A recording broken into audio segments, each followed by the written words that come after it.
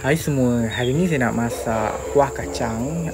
Nak makan sate ke, nak makan dengan nasi impit ke memang sesuai.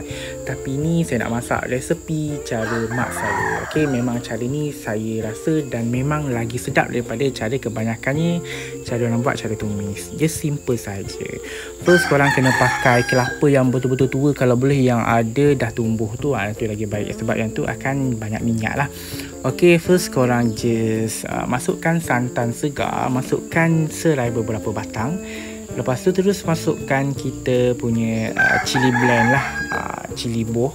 Kalau boleh cili tu korang rebus blend sendiri, barulah dia rasa sedap. Okey, lepas tu kita masakkan dia sampailah dia pecah minyak. Okey, macam ni korang dah nampak.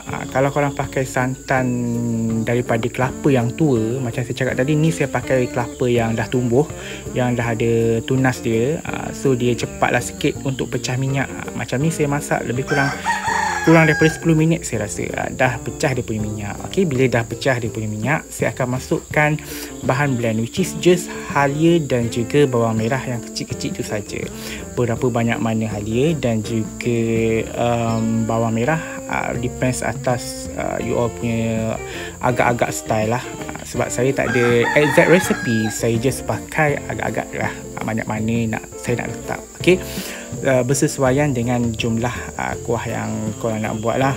Okey, and then kita masakkan kita punya kuah ni yang dah dicampur dengan bahan blend tadi tu dengan api yang agak perlahan lah, agak lama sikit lah, dalam 20 minit ke 30 minit sampailah bawang ni hilang dia punya bau bawang dan juga bau harum kelapa dan serai tu memang bangkit sampai dia kalau korang tengok dia banyak sangat dah terbit minyak tu kan. Tu saya tak pakai minyak apa, minyak kelapa tak ya, minyak kelapa sawit lah tak ya, yang tu memang 100% minyak kelapa, minyak santan lah, minyak kelapa. Okay, so lepas tu saya akan masukkan kacang tumbuk. Kacang tumbuk ni kalau boleh dia ada tekstur yang betul-betul hancur dan juga ada tekstur yang masih lagi biji-biji macam tu, barulah kuah kacang kita sedap. Okay, bila korang masukkan kacang tu, dia akan jadi like macam ni lah, macam pucat sikit, minyak pun hilang. Tapi don't worry, just korang masakkan je, sebab nanti lama-lama pun nanti kalau korang masak rebus dia lama-lama, nanti dia akan terbit juga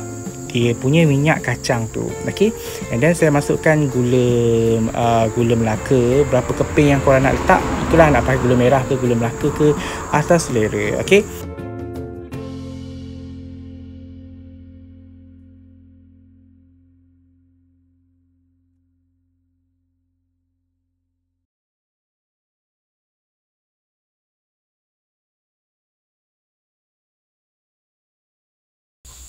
video seterusnya hilang. Jadi korang baca apa yang saya tulis dekat video ni, ikut saja step tu. Okay, so selamat mencuba resepi kuah kacang cara rebus saya. Terima kasih, bye.